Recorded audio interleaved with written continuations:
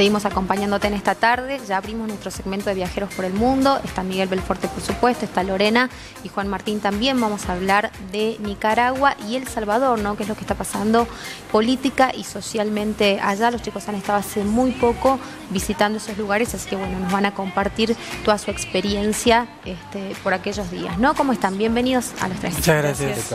Bueno, gracias por acompañarnos. Ellos llevan viajando más de 2 años. Cuéntenme un poquito, ¿desde cuándo y por qué decidieron empezar a recorrer? Han recorrido prácticamente toda Latinoamérica, ¿no? Sí. Bueno, salimos de viaje buscando oportunidades para conocer más que nada también el mundo. Y bueno, la ruta nos fue llevando de a poco hasta llegar hasta México. Y regresamos por Centroamérica y bueno, los Andes de Sudamérica.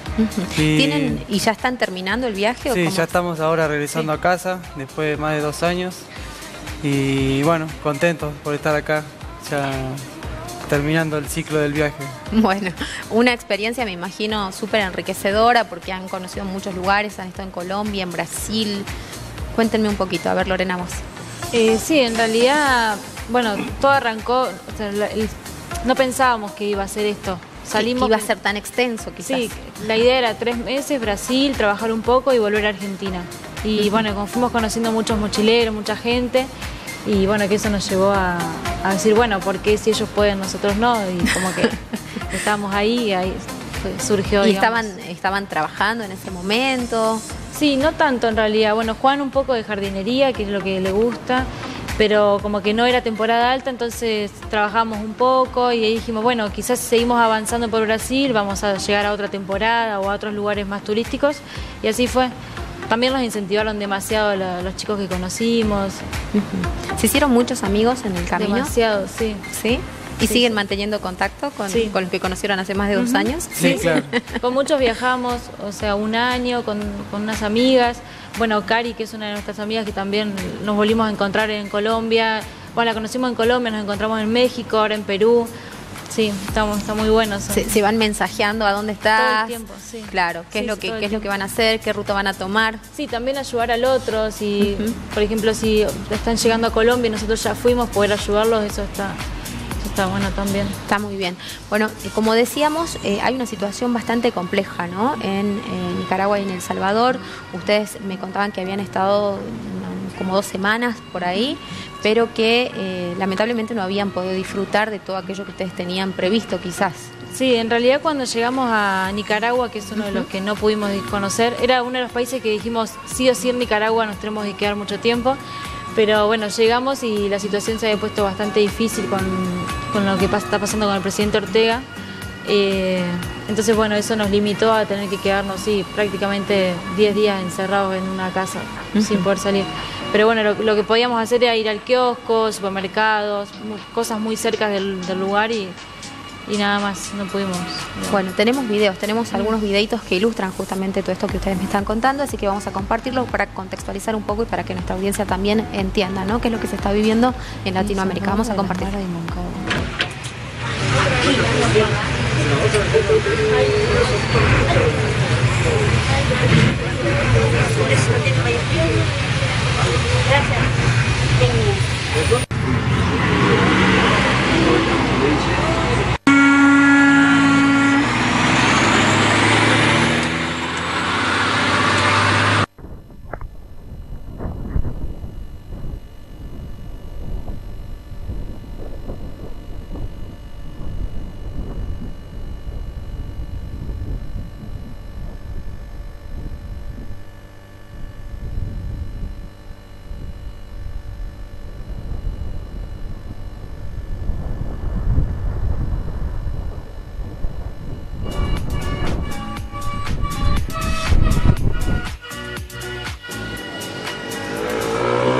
Vecino, ya empezó el tranque en el 13. Miren, no hay pasada. Están quemando llantas. Bueno, ni modo. Así está la cosa. Miren ustedes. Busquen, ya saben, sus vías alternas. 10:30. No salgan de sus casas a menos que sea emergencia. Yo voy a tomar el camino al 10:30, ni modo. Bueno, ahí estaba, bueno, con un problemita en el sonido, chicos, pero veíamos, ilustrábamos, ¿no? Qué es lo que está pasando, obviamente. Veían ahí una situación que muchas veces a nosotros en Argentina nos ha pasado, no sé si con tanta gravedad o tan instalado, ¿no? ¿Cómo lo vivieron ustedes? ¿No habían averiguado? ¿Iban yendo por ahí sin tener tanta información más que de los lugares que querían conocer? Sí, nuestra ruta pasaba por Nicaragua. Y bueno, estábamos llegando un poco antes de lo pensado, y fue justo en el momento donde comenzaron todas las manifestaciones y los problemas ya en la calle. Y cuando, bueno, estuvimos aguantando en Honduras, esperando un tiempo para poder entrar, y la situación seguía de la misma manera y seguía empeorando. Y bueno, dijimos, de todos modos tenemos que pasar, y bueno, nos animamos a entrar. Y bueno, ya cuando entramos ya nos arriesgamos a que no sabíamos qué es lo que iba a pasar, y bueno, no había transportes públicos. Ya en la frontera nosotros entramos por tierra y no había transporte. Nos llevó un camionero que era de Costa Rica, porque los camioneros de Nicaragua no transitaban dentro del país. También nos arriesgábamos porque sabíamos que había varios cortes. La gente nos había informado sobre una página en internet donde mostraban los cortes en las carreteras, de cómo iba la situación momento a momento. Y bueno, sabíamos que nos íbamos a encontrar con cortes durante todo el viaje, y bueno, hicimos 30 kilómetros de la frontera y ya había un corte. Nos dejaron pasar en ese momento, que estaba abierto. Que era el video. Que fue en el video que mostramos, que pasábamos en el camión. Y bueno, así empezó nuestro viaje en Nicaragua. Llegamos a una casa de una señora que nos recibía, y ella era militante y estaba luchando contra el gobierno, al igual que todo el pueblo. ¿Cuáles son las demandas puntuales que tienen? ¿Qué es lo que les contaron? ¿Qué es lo que se informaron cuando estaban ahí? En realidad arranca todo con la reforma que quieren hacer, o bueno, que no sé si la habían logrado hacer, la de los jubilados, que era subir la cantidad de años, además de que el que estaba pagando, pagar más, y el que estaba cobrando, recibir menos. Entonces, obviamente, eso fue como lo que rebalsó, y lo que por eso comenzaron a hacer todas las protestas y todo, pero ya venía de antes, quemaron una reserva natural, como que venían muy cansados, y bueno, eso es como que, o sea, los estudiantes como dijeron, bueno, de detonar un estallido social. Sí, en realidad lo arrancan los estudiantes, diciendo que si los abuelos no iban a poder luchar, ellos iban a luchar por sus abuelos. Entonces todo eso lleva a la locura que están viviendo ahora, que es terrible. ¿Cómo se han mantenido informados, digamos, de lo que iba pasando en el país mientras ustedes estaban viajando? Mientras nosotros estábamos, sí, porque bueno, esta señora que nos recibió todo el tiempo nos estaba avisando cosas, y bueno, y además estando ahí también hablabas con las personas, y sí, sabíamos lo que pasaba. El tema que no era tan grave lo de los cortes, sino que eran media hora, una hora, y pasábamos todos. El hecho de que cuando nosotros quisimos salir, no nos dejaron salir, y ya nos dijeron que si no nos íbamos en una semana podían cerrar los aeropuertos. Entonces eso fue como lo más grave, sino que iban a cerrar el país completamente. Sí, fue un momento que todo el país se organizó. Las empresas privadas estaban del lado del pueblo, las empresas de transporte, todo lo que no tenía que ver con el Estado, se puso de la mano del pueblo para poder ayudar. Entonces ya las empresas de transporte no funcionaban, cerraron por varios días supermercados, en varias ciudades no había bancos, no había farmacias. El gobierno había dicho y había obligado a que no se podía atender en el hospital público a los heridos en las manifestaciones, así que las clínicas o hospitales privados abrieron sus puertas gratuitamente a todo herido que llegue por las manifestaciones. Y bueno, así nosotros fuimos escuchando, y bueno, la gente ya estaba un poco cansada, igual seguía luchando, igual seguía saliendo a la calle a poder pelear. Sí, se ayudaban entre todos, se llevaban comida, se trataban de que todo sea un poco más fácil para los que estaban ahí en el tranque, porque no es nada fácil estar haciendo una movilización así y que no te ayude nadie. Y más con la violencia. Habían cerrado ciudades enteras, estaban bloqueadas para que no pueda entrar la fuerza pública. Bueno, fue complicado nuestro paso por Nicaragua. ¿Y qué pasó con la embajada? Porque ustedes en algún momento reciben, también se mantenían en contacto con la embajada argentina, hay un consulado, es una embajada que está instalada ahí, ¿cómo se Sí, manejaba? en realidad la embajada está en Managua. Pero la familia de nosotros llamó a la embajada para preguntar qué hacíamos, si podíamos seguir o qué pensaban ellos de ¿Cuál era la nuestra recomendación? situación. Claro. Y ellos le dijeron, pasanos el teléfono, y cuando nos llamaron nos dijeron, chicos, váyanse ya. O sea, no sé qué están haciendo todavía acá o qué están esperando. Pero bueno, la idea nuestra era que estábamos paseando todavía, porque en Managua habíamos ido a un volcán, o sea, podíamos hacer cosas. Pero bueno, cuando nos llamaron nos dijeron, bueno, una semana y se tienen que ir. Y bueno, y fue así, esperamos 10 días porque no conseguíamos pasaje, así que estuvimos literalmente encerrados los 10 días ahí en Managua. Que ni siquiera estábamos dentro de la ciudad, sino que lo del corte que estaban prendiendo que fuego, vimos esa era hace un nuestra ratito. entrada a la casa. Ajá, Por eso también era cada vez más grave, porque ya estaban cerca nuestro. claro. Que en Como realidad estaban la más gente, cercados. claro, la gente en realidad no nos iba a hacer nada, ni a nosotros no nos iba a pasar nada, pero no sabíamos si podía haber algún enfrentamiento o algo así que se nos haga un poco más peligroso para nosotros. Claro, era una situación de tensión social muy Sí. grande y obviamente, sobre todo si uno desconoce el contexto, se veían involucrados en eso. Por Venezuela no han pasado. No pasamos por Venezuela. No, nos pidieron por favor que no. Ya habían decidido ustedes no incluir a Venezuela No. en su Sí. viaje justamente para evitar cualquier conflicto Sí. de esta Estuvimos naturaleza. varias veces cerca, Sí. pero no tuvimos el coraje para Nunca se tentaron. ir. No, ni siquiera ir a la frontera, o sea, nada, no. No, porque eso sí lo habíamos visto como grave, pero lo de Nicaragua, estando ahí, en realidad estando en Guatemala, todo el mundo habla mal de Honduras, entonces como que uno cree que lo que está diciendo es el país vecino siempre tiene como algún roce. Entonces dijimos, bueno, quizá lo de Nicaragua no es tan grave y se está exagerando un poco, pero Claro. no, bueno, era algo más ¿Y de político. nosotros qué hablan? ¿Se habla de Argentina en otros países? En Argentina nos aman.